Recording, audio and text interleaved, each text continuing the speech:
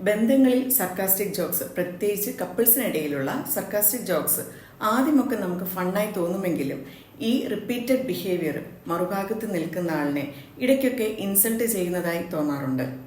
ഞാനൊരു തമാശ പറഞ്ഞതല്ലേ എന്ന് നിസ്സാരമായി പറഞ്ഞുകൊണ്ട് പങ്കാളിയെ താഴ്ത്തിക്കെട്ടുന്ന പ്രവണത ഇപ്പം മിക്ക കപ്പിൾസിനിടയിലും കാണാറുണ്ട്. പിന്നീട് അത് അവരുടെ ബന്ധത്തിനെ ബാധിക്കുന്നതായും കാണാറുണ്ട്. തമാശ എന്നാൽ രണ്ടുപേരും ഒരുപോലെ ആസ്വദിക്കുന്നതാവണം. അത് മറുഭാഗത്തിനെ ഡിസ്റെസ്പെക്റ്റ് ചെയ്യുന്നതാവരുത്. നമ്മൾ ഏറ്റവും അധികം സുരക്ഷിതത്വം തോന്നേണ്ടത് നമ്മുടെ പങ്കാളിയോടൊപ്പമാണ്. തമാശയുടെ പേരിൽ ചെറിയ ചെറിയ അപമാനങ്ങൾ വരുമ്പോൾ അവർക്ക് ഇൻസെക്യൂരിറ്റി ഫീലിംഗ് തോന്നുന്നു, സെൽഫ് ഡൗട്ട് കൂടുന്നു, സെൽഫ് കോൺഫിഡൻസ് കുറയുന്നു. അത് തന്നെയല്ല, പങ്കാളിയോടൊപ്പമുള്ള കമ്മ്യൂണിക്കേഷൻ വളരെയധികം കുറയാനിട വരുന്നു. രണ്ടുപേരും ഒരുപോലെ ചിരിക്കുന്നതാണ് ജോക്ക്. ഒരാൾ മാത്രം ചിരിക്കുമ്പോൾ മറ്റേയാൾ ഉള്ളിൽ തകർന്നാൽ അത് ഒരു തമാശയല്ല എന്നുള്ളത് ഓർക്കുക.